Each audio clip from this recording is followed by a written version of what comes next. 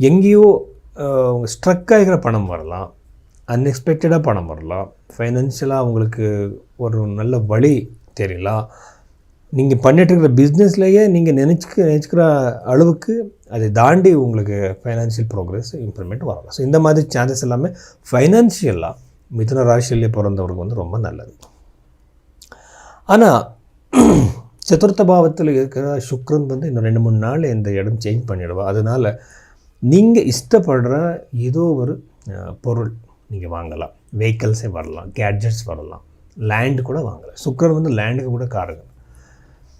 ஆனால் காதல் திருமணத்துக்கு யாராவது ட்ரை பண்ணிட்டு இருந்தால், நீங்கள் ரிலேஷன்ஷிப்பில் இருந்தால் அவருக்கு வந்து அவ்வளவு நல்லது கிடையாது. இருக்குன்னா 5th ஹவுஸில் இருக்கிற அந்த சூரிய கிரகத்தினால உங்களுக்கு அவ்வளவு ப்ரோக்ரஸ் இல்லை. ஆனால் திருமணத்துக்கு சம்மந்தப்பட்ட நீங்கள் ட்ரை பண்ணிட்டு இருந்தால் ரொம்ப நல்லது. எதுக்குன்னா ஜூபிட்டர் வந்து 2வது வீட்டில் இருக்குது.